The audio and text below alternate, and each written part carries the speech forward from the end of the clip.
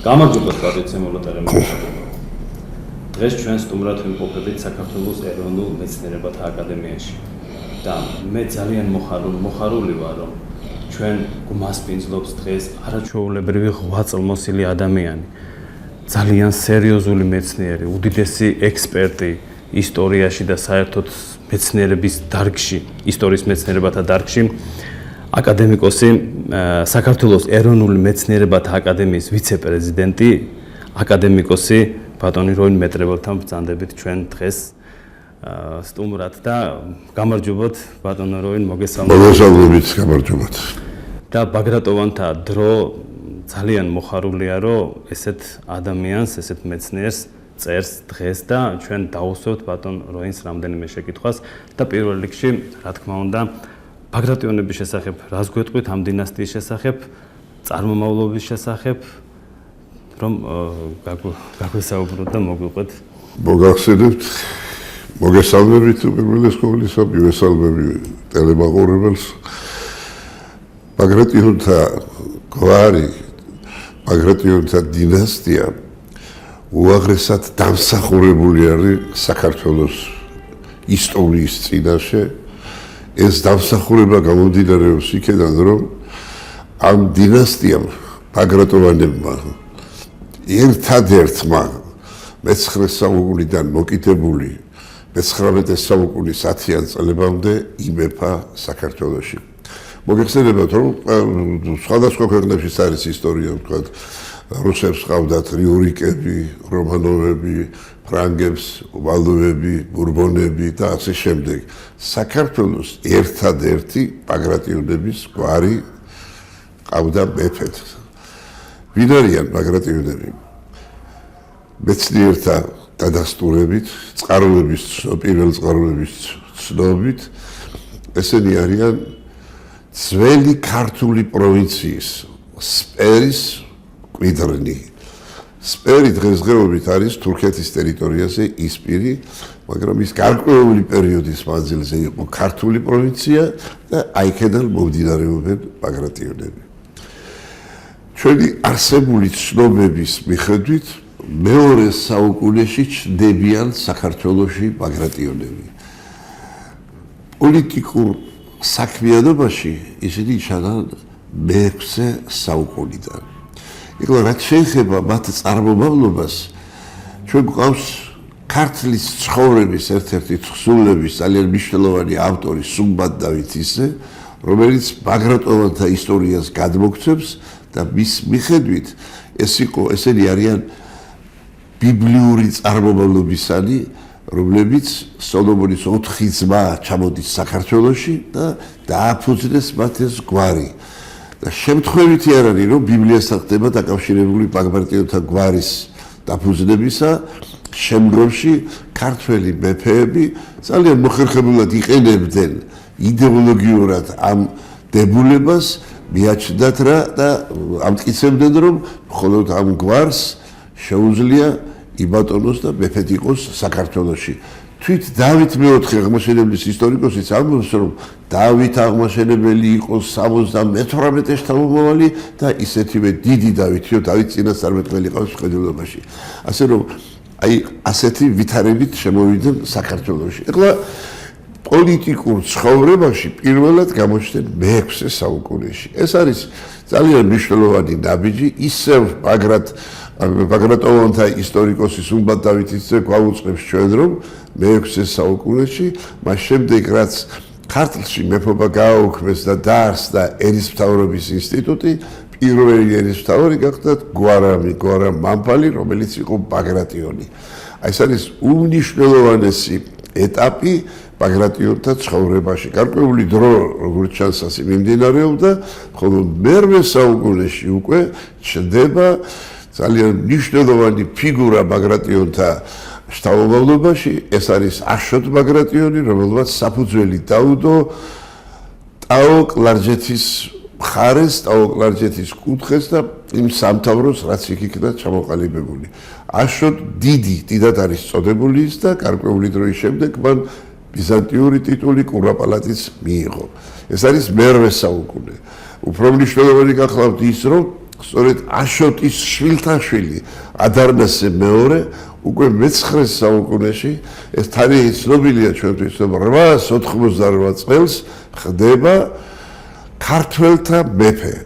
ესე იგი პირველმა ბაგრატიონმა ადარნასე მეორე მიიღო ქართველთა მეფის ტიტული მე-9 საუკუნის ბოლო 20 წლებში 888 წელს და ის იყო ტაოელი, ტაოს შტოის წარმომადგენელი. ამან საფუძველი დაუდო აქედან ბაგრატიონების შემდგომ მსვლელობას, კარიერულ მსვლელობას, სწორედ აქედან არის გაერთიანებული საქართველოს პირველი მეფე ბაგრატ მესამე. ვიდრე ბაგრატ მესამეზე გადავიდოდეთ, ვინდა მოგახსენოთ, რომ საქართველო ამ დროს დაყოფილი არის სამეფო სამთავროებად. ეს მეორე მე-9 საუკუნეები გახლავთ პერიოდი, როდესაც არაბები ბატონობენ საქართველოში და დედაქალაქი საქართველოში არაბთა ხელში არის, ამიტომ ძირითადი მხარე მაინც გახლავთ, ესე იგი დასავლეთ საქართველო, ქუთაისით, ეს არის ეგრეთ წოდებული აფხაზთა სამეფო. ამას მე მოგახსენებთ, რატომ ეგრეთ წოდებული. ეს არ ნიშნავს აფხაზების სამეფოს. ეს არის დასავლეთ ქართული პოლიტიკური ერთეული, რომელიც თავის დროზე აფხაზთა მთავარმა ლეონმა დააფუძნა დედაქალაქით ქუთაისში. ქუთაისი ყველაზე უფრო ქართული ქალაქია საქართველოში და იქაც, აი სწორედ ამ დასავლეთ ეგრეთ წოდებულ აფხაზთა სამეფოში 8 სამთავრო შედის, რომელთაგანაც 7 ქართულია მთლიანად და ერთი პატარა სამთავრო არის აფხაზური. მე ამას იმიტომ მოგახსენებთ, რომ აი ამ ტერმინმა, რომელსაც შემდეგაც ვიხმართ ჩვენ, რაიმე გაგვირება არ გამოიწვიოს და იწყება სამთავროებში, მაშინ არის ქართლის სამეფო, არის კახეთისა, არის აფხაზთა სამეფო და ბრძოლა პირველობისათვის. აი ამ დროს ჩნდება ორი ძალიან დიდი პიროვნება. ეს გახლავთ ერთი მათგანი ბაგრატიონთა გვარის დიდი წარმომადგენელი არის დავით კურაპალატი, რომელიც ქართველთა მეფე გახდათ და ტაო-კლარჯეთის მფლობელი, ტაოს მფლობელი გახდათ. საერთოდ მინდა მოგახსენოთ, რომ მთელი დინასტია შემდეგ ტაოშიც არიან და კლარჯეთიც არიან ბაგრატიონები. კლარჯეთის ბაგრატიონებს ჩვენ აქ აშოტ დიდს, მაგრამ აშოტ დიდის შვილმა უფროს ადარნასემ საფუძველი დაუდო კლარჯ ბაგრატიონების დინასტიას იქიდან, რომლებმაც დაახლოებით მე-11 საუკუნის 10-იან წლამდე იარსებეს. ისინი ამოწყდნენ. ამ მოწყობაში ცოტა პირველ მეფეს მასაც მიუძღვის გარკვეული წვლილი რასაკვირველი ამ საქმეში. აი ეს დავით კურაპალატი ერთის მხრივ, მეორე მხრივ ქართლის ერისთავი იოანე მარუშიძე შეთანხმდნენ, რომ იბრძოლონ ქვეყნის ერთიანობისათვის, გაერთიანებისათვის და გარკვეული ზომები მიიღეს მათ, მაგრამ საჭირო იყო შერჩეული იყო კანდიდატი, რომელიც მისაღები იქნებოდა როგორც დასავლეთი, ისე აღმოსავლეთი საქართველოსათვის, კერძოდ ბაგრატიონთა მთელი დინასტიისათვის და აი შეირჩა ასეთი ბაგრატი. ვინ არის ბაგრატი? ბაგრატი გახლავს დავით კურაპალატის შვილობილი პირველ რიგში. მეორე ის არის გურგენის შვილი. გურგენი გახლავთ შავშეთის მფლობელი და მისი მთავარი გახლავთ იქა.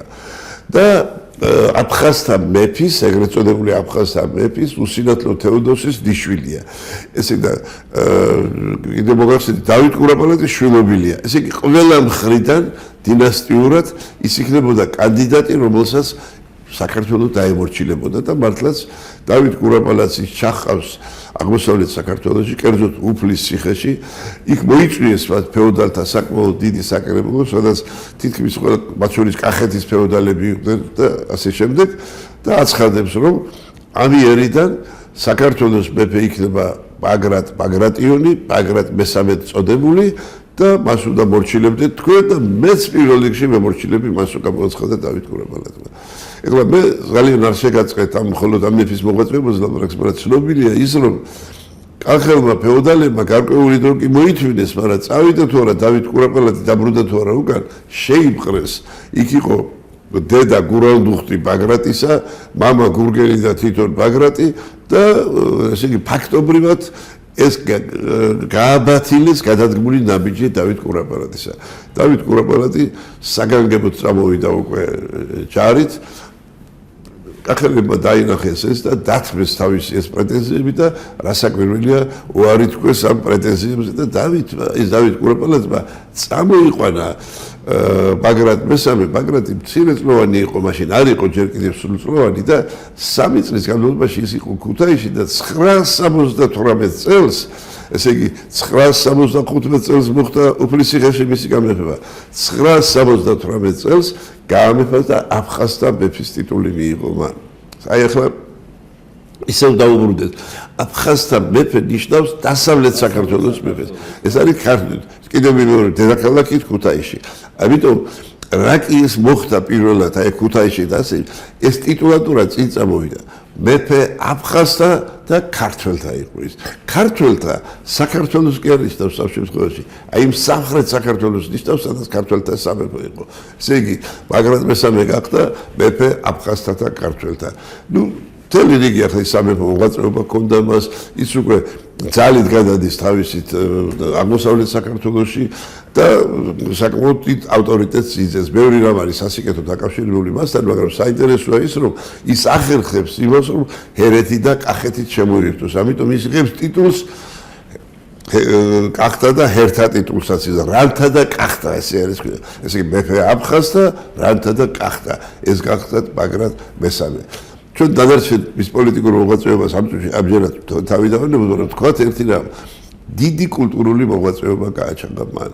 საეკლესიო თვალსაზრისით და აღმშენებლობითი თვალსაზრისით ხუროთ მოძღვრება აყვავდა მაშინ კერძოდ 1003 წელს მიატაკი განუდგისა ქუთაისის ტაძარს დღეს ბაგრატის ტაძრის სახელით არის ცნობილი ეს იყო საქართველოს ერთიანობის სიმბოლო მაშინ მანვე ააგო ტაძარი ბედიაში ეს არის ძალიან საინტერესო იმიტომ რომ მას დააკისრა სამეფო საზვალის ფუნქცია ანუ ეფერო გარდაიცვლებოდა უნდა დაკრძალულიყო ბედიაში და თვითონ ბაგრატიც რომელიც 1014 წელს გარდაიცვალა დაიკრძალა ბედიაში ასე რომ ბაგრატის სახელთან მეორე სასიკეთო საქმეა დაკავშირებული ბაგრატოვან და გვარის პირველ მეფესთან ერთიანი საქართველოს ბაგრატი შეცვალა მისმა უფროსმა შვილმა გიორგი პირველმა მოკლედ ძალიან გიორგი პირველზე მოგახსენებთ რომ გიორგი პირველი საოცარი გამორჩეული პიროვნება უშიში ვითარცა უხორცო წყაროში საგანგებო წერია პირველი რაც მან გააკეთა ისარგებლა იმით რომ ბიზანტიის კეისარი დაკავებული იყო ბულგარელებთან ომით და ისიც მანამდე მოხდა ის რომ ეგრეთ წოდებული დავით კურაპალატის მემკვიდრეობა ეს იყო იბერიის საკატაბანო თემი ხოდათ ბიზანტიელებს აღებული. ადგადა იქედან გარეკა ბიზანტიელები გიორგი პირველმა და ქართველები ჩააყენა იმ ციხეებში. ესე იგი დაიბრუნა ის ადგილი. ეხლა საინტერესო ის გახლავთ რომ ბიზანტიასთან სხვა ურთიერთობა იყო ჯერ კიდევ აი დავით კურაპალატს მაშინ მოუხდა ურთიერთობა როდესაც ბარდასკლიეროსი კეისრის წინააღმდეგ გაჯანყდა და საოცარია იშვიათად ხდება ის რომ დიდ ქვეყანას მცირე ქვეყნისთვის ეთხოვს დახმარება და აი შედარებით მცირე ქვეყნიდან საქართველოსთან თორნიკერის თავის მეთაურობით ჩადის მთელი და ამარცხებენ მოწინააღმდეგეს და ძალიან დიდ ამაქვს იღებენ მაგრამ მიუხედავ ამისა დავით კურაპალატს ჰქონდა ანდერძი თავისი და ეს გამოიყენა კეისარმა და ეს მისი სამფლობელოს დიდი ნაწილი ჩაიგდო ხელთ. და ამჯერად უკვე გიორგი პირველმა დაიბრუნა ის. მაგრამ 1014 წელს, როდესაც კეისარმა და ბიზანტიელებმა გაიმარჯვეს ბულგარელებზე და თვითონ კეისარს ბასილს შეარქვეს ბულგართ მუსრელი, ის ბრუნდება უკან და ილაშქრებს უკვე საქართველოში. იმრუნებს ამას საქართველოს გარკვეული გამარჯვებები მიიპოვა, მაგრამ შემდეგ წააგოეს და ამასთან თან ძევლად წაიყვანა უფროსი შვილი ბაგრატი. დაახლოებით 3 წლის შემდეგ გარდაიცვალა კეისარი და ბაგრატი მოაბრუნეს უკან ბრუნდება. ამ დროს გარდაიცვალა გიორგი პირველიც გარდაიცვალა ამ დროს და ესე იგი კეისარმა ხალმა ბრძანა რომ მოაბრუნეთ უკან ძევალი ქართველების, მაგრამ ვეღარ მოუხსნეს ის გადმოვიდა საქართველოს საზღვარზე და სრულიად ახალგაზრდა კაცი, ესეც ბაგრატოვანი მეფე გახდა საქართველოს. ეს არის 1027 წელი. 1027 წელი. ეხლა ამასთან დაკავშირებით ერთი რამე დაგითხრათ რომ გიორგი პირველს თქვენ მოგეხსენებათ რომ შესანიშნავი რომანი დიდოსტატის მარჯვენა კონსტანტინე გამსახურდიას დაწერილი და გიორგი პირველი აქვს საინტერესო დასახული იქა და გიორგის ყავდა პირველი მეუღლე, ეს იყო ოსთა მეფის წული ქალიშვილი ალდე ცოლად. იმას როდესაც გაეყარა, მან საუფლისწულოდ მისცა ანაკოფია. ან როდესაც ბერძნებთან ურთიერთობა გამწვავდა, მაშინ ალდემას და მას შვილი ყავდა დემეტრე, გიორგის შვილი იყო ესა და დემეტრე წავიდა ბიზანტიელებთან, ალდე დემეტრეს შვილი დავითით დაბრუნდა უკან, სადაც მიიღო, ესე იგი დავითმა შეირთო მეფის ასული და ის გახდა რუსეთის მეფე. ამას ახლა რატომ მოგახსენებთ მე თქვენ? ფაქტობრივად გიორგი პირველის შთამომავალმა, ანუ დემეტრეს ძემ დავითმა დაუდო საფუძველი ბაგრატიონების ოსურ შტოს. ვინ არიან ესენი? არის ეს დავითი, შემდეგ არის ათონი, ჯადარონი და დავითი კიდე. ეს დავითი თამარის პირველი ქმარია, მეორე ქმარია, დავით სოსლანი. ასე ის ქართველი იყო და ბაგრატიონი იყო. აი ბაგრატიონების ოსური შტოს, ანუ გიორგი პირველის შთამომავალი გახდათ. ეხლა გიორგი პირველის მოგახსენეთ რომ შემდეგ ხდება ტახტზე 1027 წელს ბაგრატ მეოთხესაც უთულესი ბრძოლები ჰქონდა, ძალიან საინტერესო იყო რომ ის მას უკვე ხდება შინა პოლიტიკური ბრძოლები, ისე როგორც ბაგრატსაც და გიორგი პირველსაც. ეს არის ბაღვაშების საგვარეულო არის კლდეკარის ერისთავები, რომლებიც მუდმივად არიან კონფლიქტში მეფეებთან და ესეთი ძალიან დიდი ბრძოლა ხდება მასთან. ისე რომ იყენებს ძალას, გარეშე ძალასაც, ვარიაგებს იყენებს. ესე იგი 3000 კაცი შემოხავთ საქართველოში, ბაგრატიონებს, ბაგრატ მეოთხეს და სოფელი ბაში არის ეს რიონის გზით შემოდიან ისინი, შემდეგ სასირეთში ხდება 1047 წელს შეჯახება, სამწუხაროდ მეფე მარცხ ხდება ამ დროისათვის და უკან ბრუნდებიან ესენი. ეხლა ამავე დროს ესე იგი მეფე ცდილობს ბატონო ჩვენ ახლა რეკლამაზე გასვლის დრო გვაქვს. ძალიან საინტერესო ადგილზე ვარ შეჩერებული, ცოტა ხანში დაგიბრუნდებით.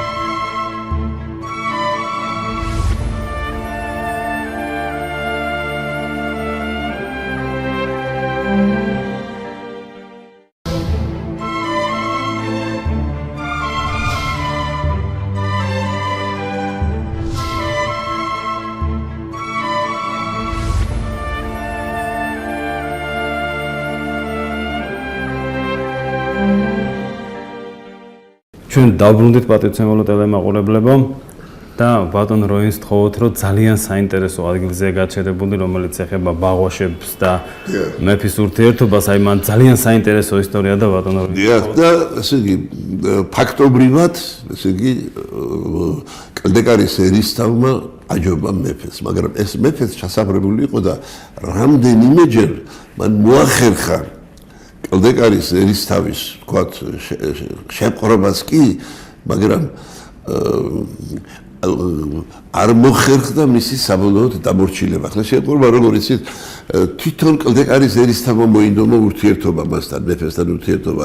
ამ დროს თბილისის ამირა არსებობს და თბილისში უნდა შეიყვანოს კლდეკარის ერისთავმა მეფე საქართველოში.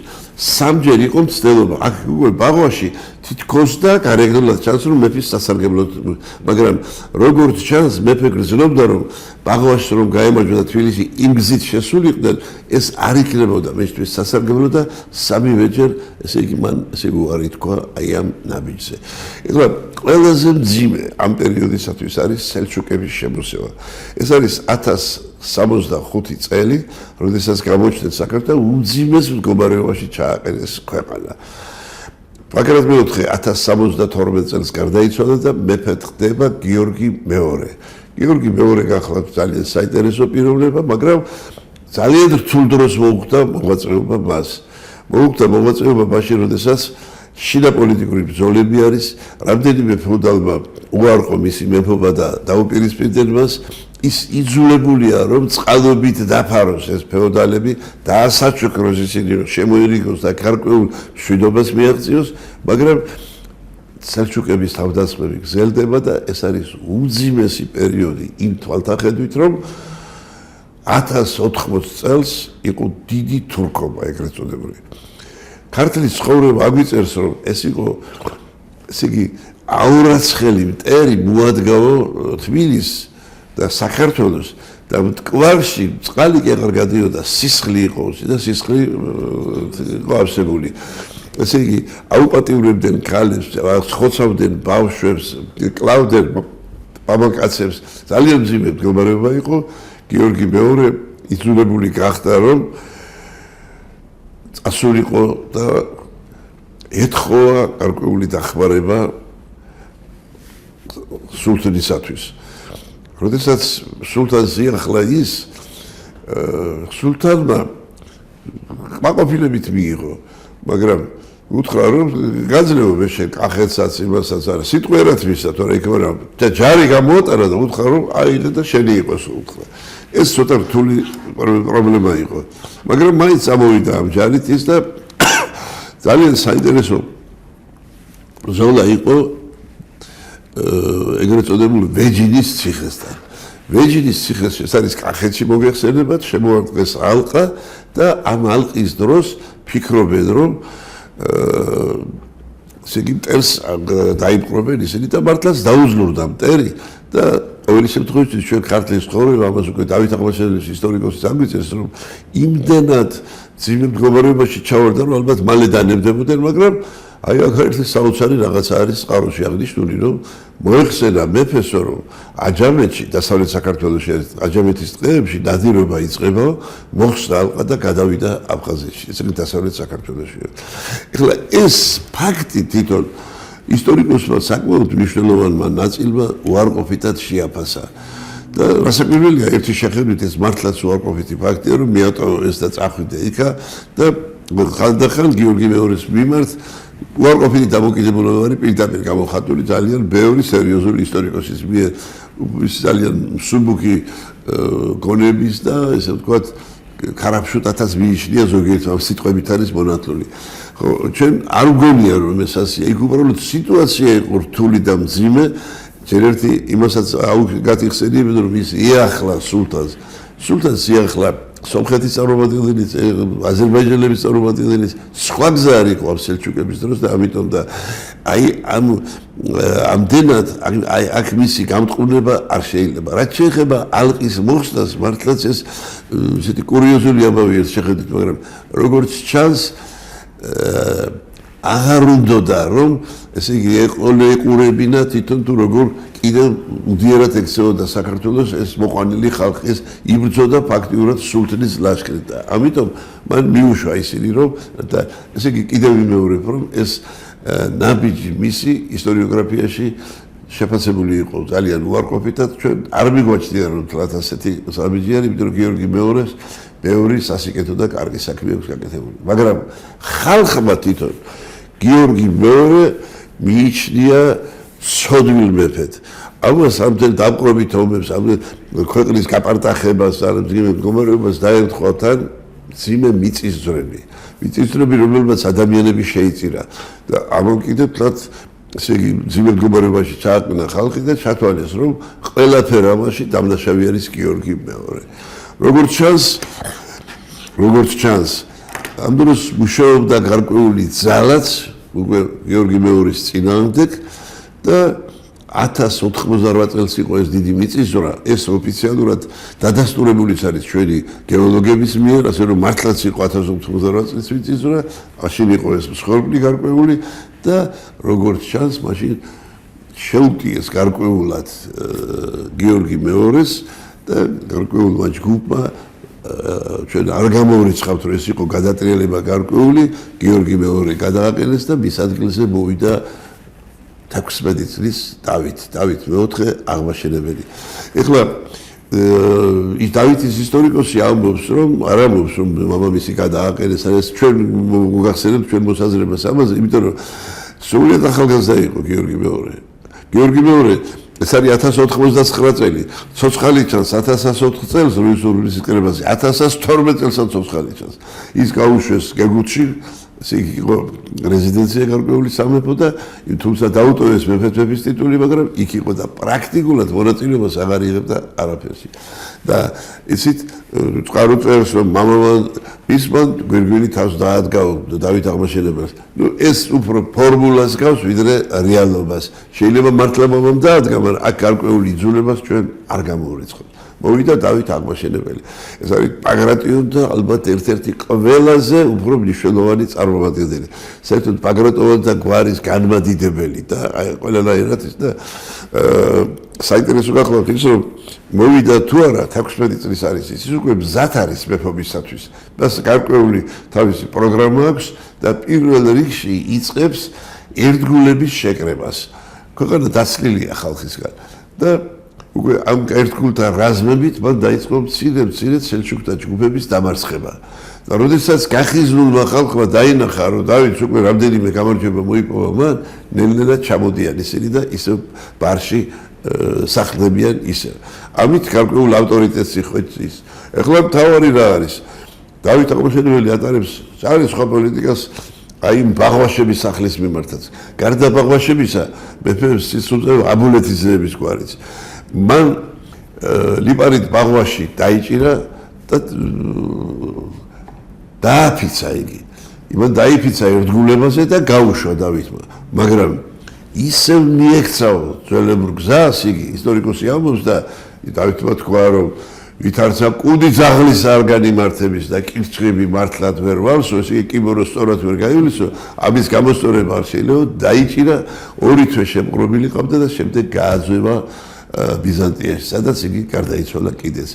ამის შემდეგ დარჩა ერთადერთი ნაშიერი, ეს იყო რატი, რომელიც ასევე მეფის ერთგულებით არ გამოირჩეოდა და 1003 წელს იგი გარდაიცვალა და მაშინ პრაქტიკულად საბოლოოდ გააუქმა ეს საერისთავო დავით აღმაშენებელმა და ერთი ნაწილი ბაღვაშების მამულისა, ეს არის მათი მამულობითი სამფლობელო, კაცხისა და არგვეთის მამულები საჩუქრად გადასცა გელათის მშენებარე მონასტერს და ამიტომ სახურთ უზრუნველი ტრაპეზი განუჩინაო მათ. ეს ერთ.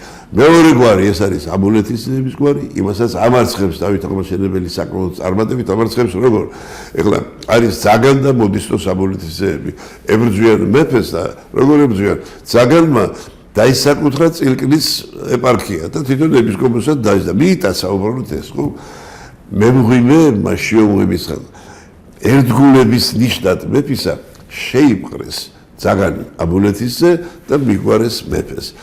თუმცა მეფემ დასაჯა ისინი, გააუქმა მათი ეს კახეთის ფეოდალები იყვნენ ისინი და საინტერესო იყო ის რომ აი ამის საფასურად ბრძანა და შეუმღვიმეში ღვთისმშობლის სახელზე აშენდა ეკლესია. ეკლესია დამთავრდა 1124 წელს დამთავრდა. ეს ძალიან საინტერესო მომენტია, 23-24 წლები არის და ეს დღესაც არის ეს ძალიან ისეთი ძვირფასი და კარი. ეს არის ერთი მხარე. ხო მეორე ძალიან საინტერესო, რასაც ეს აკეთებს. ბიზანტიის გავლენა არის დიდი. აი წინა გიორგი პირველის, ბაგრატ მესამის, გიორგი პირველის, ბაგრატ მეოთხის, გიორგი მეორის დროს მონეტები იბეჭდება, მაგრამ არა აქ ძალა იმას, იბეჭდება ბერძნული წარწერით.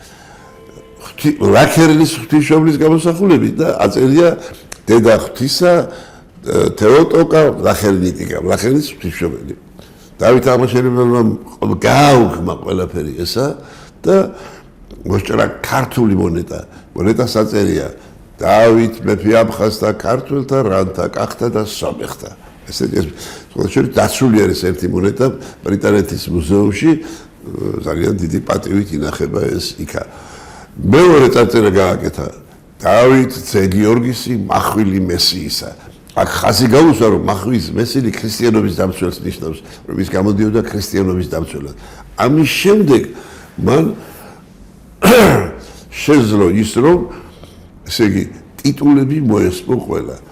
ბაგრატ მესამე გიორგი პირველი სულ ყველა ატარებდა სევასტოსის, კესაროსის, შეუმატურო კურაპალატის, მაგისტროსის და სიმწიო ყველაზე უარი თქვა. ის არის მეფე აფხაზთა, ქართველთა, რანთა, კახთა, სომეხთა, შემდეგ როცა შირვანი დაიპყრო და ადისი შემოიერთა, შირვანშა და შაჰანშას მიიმატა. ეს არის უდიდესი მეფე.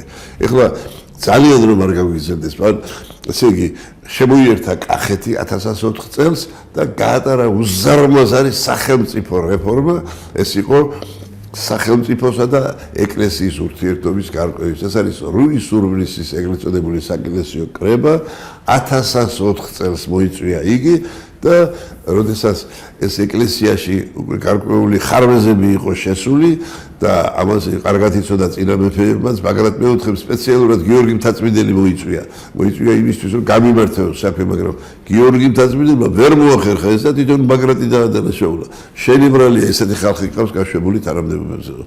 დავით აღმაშენებელმა კრება დიდხანს გაგრძელდა ძალიან.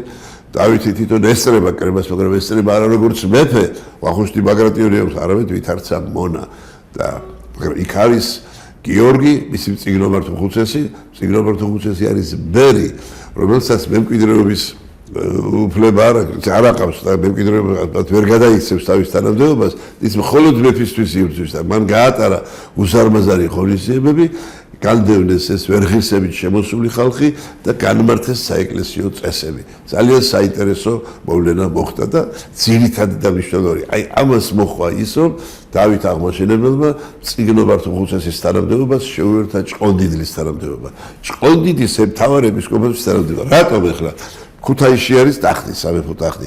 დასავლეთ საქართველოში ყველაზე დიდი ეპარქია გახლავს ჭყონდიდისა. აი ეს დიდი ეპარქიის მფლობელი ამავე დროს გახდა მწიგნობართო ხუცესი. შედეგი რა არის? დავითის ისტორიკოსი წერს, ამიერიდან წესსა და რიგსა ლოცვისასა დარბაზის კარით მიიღებდიან ეკლესიარი და მონასტერი. ვითარცა კანონსა უცნობელსა. ესე იგი ფაქტობრივად ეკლესიას აკონტროლებს დავით აღმაშენებელი. ახლა ეს გაკონტროლება ცუდს კი არ ნიშნავს. დავითი ღვთისმოსავი მეფე იყო თვითონ, ჭყონდიდელი და მწიგნობართო თვითონ ესენი საეკლესიო პირიც იყო და საეროც, მაგრამ ეს იყო ღირსეული მიმდინარეობა ეკლესიისა. აი ეს. ახლა ამის შემდეგ დგას საკითხი უკვე ქალაქების შემოერთებისა 1010 წელს სამშვიდე და ძერდა შემოიერთა 1015 წელს რუსთავი, შემდეგ 17 წელს გიში, 18 წელს ლორე და დადგა თბილისის შემოერთების საკითხი.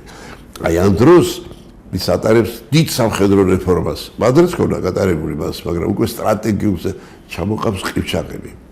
ყივჩაყების ჩამოსახლებას ქონდა ის მნიშვნელობა, რომ 40,000 ოჯახი დაასახლა. მისა მიწა, მისა იარაღი, მისა საქონელი და უთხრა არაფერი არ მინდა თქვენგან, როგორ ფეოდალურ უღელში თქვენი ჩაბმა ნიშნავს იმას, რომ თითო ოჯახმა თითო მეომარი მოუწეს მე. და ამით სიამოვნებით ისინი ძალიან მალე ასიმილაცია მოხდა, მასი შეეძინებოდა ქრისტეს რჯულსა, ასე წერს ისტორიკოსი, ძალიან მალე და მოხდა ისე, რომ 40,000 ყივჩაყი ყავდა მას. ეს საჭირო იყო ქვეყნის სიძლიერისთვისაც, თვით შინა ვთქვათ ფეოდალების ვინც ცოტა ვთქვათ ასე ვთქვათ ყელყელობდა იმათ დასამშვიდებლათაც წყალებში მომპოვოს და აი რა თქმა უნდა ქონდა და ასე ძალიან ბევრი სხვა ღონისძიებები, ახლა არ შეიძლება ერთადერთი კიდევ არ აღნიშნო.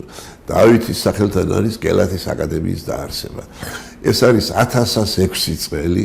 მოიგონა მეფემა დაარსება და საინტერესო რა არის ისეთ ეს გელათის აკადემია ეს არის იმ დროს არსებული უნივერსიტეტების დონეზე დაარსებული. უნივერსიტეტები ევროპაში არ არსებობს ამ დროს. ვერ დაარსდა ევროპაში, მაგრამ იყო ბიზანტიაში, მათ შორის ბანგანის აკადემია, რომელიც უნივერსიტეტის ფუნქციას ატარებდა. ეს სასწავლო იყო ესა, აქაც ეს გააკეთა. თანაც ადგილიც მშვენიერი შეარჩია და ამ მშვენიერი ადგილის გარდა ამოცანად დაუსახა, რომ ეს უნდა ყოფილიყო ახალი ათენა და მეორე იერუსალიმი. რას ნიშნავს ეს? ათენას და იერუსალიმის სიმბიოზი. ათენი იყო სიბრძნის ცენტრი, იერუსალიმი რწმენისა. მთელი ფილოსოფია ათენიდან წამოვიდა. სამი რელიგია შეიქმნა იერუსალიმში. აი სიბრძნე და ცოდნა უნდა შერწყმულიყო ერთმანეთში. აი გელას ეს ამოცანა დაუდო მან და მართლაც ჩამოიყვანა სპეციალურად იოანე პეტრიცი, უდიდესი მეცნიერი ფილოსოფოსი, მაშინ ცოტა ხანში ჩამოვიდა შემდეგ იყალთოს დამაარსებლები ჩამოვიდნენ შემდეგ ხანში და სხვადასხვა ქვეყნებიდან ჩამოიყვანა მეცნიერები, რომლებსაც შეეძლოთ აქ ასე ვთქვათ საქმიანობის წარმართვა. ეს უდიდესი მნიშვნელობის საქმე გახდათ. ბატონო როინ უბრალოდ გადავაცილეთ დროს. არა, არ გადაგვიცილებია დროს ჩვენ კიდევ გვაქვს ცოტა დრო გრჩება უბრალოდ და ძალიან სიმბოლური არის რომ თქვენ ესეთი მეცნიერი ზუსტად დავით აღმაშენებელზე შევჩერდეთ ამ ეტაპზე და მის მოღვაწეობაზე თუ რომ მე დარწმუნებული ვარ რომ თქვენ რომ დავით აღმაშენებელზე ილაპარაკოთ შეიძლება დღეები არ გეყოთ ამაზე სასაუბროთ და რასაც ისტორიას ქვია მით უმეტეს და ბატონო როინ რა მაინტერესებს თქვენ როგორ ფიქრობთ ბაგრატოვანთა დინასტიის წარმომადგენლები დღესაც არიან შთამომავლები გვერდითი შტოები მთავარი შტო ბაგრატიონ გრუზინსკიები მოიხსენებათ და ბაგრატოვანთა სახლი არსებობს სხვა შორის უწმინდესის კურთხევით 95 წელს დაარსდა ეს და აი კარგი იქნებოდა ჩემი აზრით ფიქრობ რომ თქვათ ამ დინასტიას ჰქონდეს რაღაც კულტურული მემკვიდრეობის სტატუსი უბრალოდ რომ კულტურული მემკვიდრეობის სტატუსი აი თქვენ როგორც ესეთ უდიდეს მეცნიერს კითხავთ როგორ ფიქრობთ არის ღირსი რომ ამ დინასტიის რა თქმა უნდა არის და პირიქით ძალიან კარგი იქნება და რამდენადაც მე ვიცი ახლა არსებობს ეგრეთ წოდებული ბაგრატოვანთა სახლი მე ვიცნობ რამდენიმე წარმომადგენელს იქეთა და უკვე მიდის ილია მეორე უწმინდესმა და უნეტარესმა ძალიან დიდი ამაგი დაძნობა საქმეს ილია მეორე მოსვლისთანავე როცა იგი ჯერ კიდევ 1977 წელს პატრიარქის ტახტზე იქნა აღსაყდრებული აი დაიწყო ბაგრატიონებთან ურთიერთობა. იცით, თავის დროზე მე ჩემი რექტორობის დროს თბილისის უნივერსიტეტის ეზოში ავაგეთ დავით აღმაშენებლის სახელობის ტაძარი, ეკლესია. და იქ საგანგებოდ ყავდა მოწვეული ჩვენ ბაგრატიონთა გვარის წარმომადგენლები, ეს იყო ხორხე ცოცხალი იყო მაშინ, მისი დები მარია და მეორის გვარს რიგონებ ახლა და იყო დიდი თავადის ქალი ლეონიდა ბაგრატიონი, რომელიც იყო კირილ ვლადიმერის რუსეთის მეფის ვლადიმერ კირილოვიჩის მეუღლე მისი და ესწრებოდა ასევე გიორგი მიხაილოვიჩ, ასეთი სახელით და მამის სახელით, პატარა ბიჭი, ეს იყო მარიას შვილი, რა ქვია, რომანოვი, რომელიც დღეს უკვე მეფეთ არის აღიარებული რუსეთის, მაშინ ჯერ კიდევ კანდიდატი იყო. დინასტიური იმაში გვაქვს ეს ყველაფერი ინფორმაცია. და ამიტომ საკმარველია შეიძლება იქ, იმიტომ რომ ჩემი აზრით და პატივსაც უნაცებდა. ეხლა მე თქვა ჩვენთან იდგა საკითხი რომ აი საქართველოს მომავალის შესახებ, წყობის შესახებ როგორი შეიძლება იყოს. ერთ-ერთი ვარიანტი იყო რომ აი შეიძლება მოიყოს თქვა კონსტიტუციური მონარქია საქართველოში, ხო? პრინციპში მეც შესაძლოა მიმაჩნია, მაგრამ მაშინ ამ ეტაპზე ეს გამორიცხული არის. ამას უნდა ძალიან დიდი დრო იმისა რომ ქვეყანა დადგეს ძლიერ ფეხზე ძალიან ეკონომიურად, კულტურულად, საერთაშორისოებრივ, პოლიტიკურად და მე შეიძლება. დღეს ევროპაში ის ქვეყნები, სადაც კონსტიტუციური მონარქია ყველაზე ძლიერი ქვეყნებია. ყველანაირად ასე რომ ჩათვალეთ რომ მე ბაგრატიონებთან ვარ. უღრმესი მადლობა ბატონო როინ. არაჩვეულებრივი მოსაუბრე ბრძანდებით და ნუ დესმეცნიერია მაშინ ეს ნამდვილად ესია და ეს ყველა მიცის თელი საქართველოს გიცნობ და არა მარტო საქართველოს მე მოხარულები ვიქნები თუ მომავალშიც თქვენ ხან ჩვენ ვიქნებით თქვენი სტუმარი ხან თქვენ თუ მობრძანდებით ძალიან მოხარულები ვიქნებით და მე მინდა პატრიცემულ ტელემაყურებელს დავიმშვიდობო პატრიცემულ ტელემაყურებლებო კარგად ბრძანდებოდეთ მომავალ შეხვედრამდე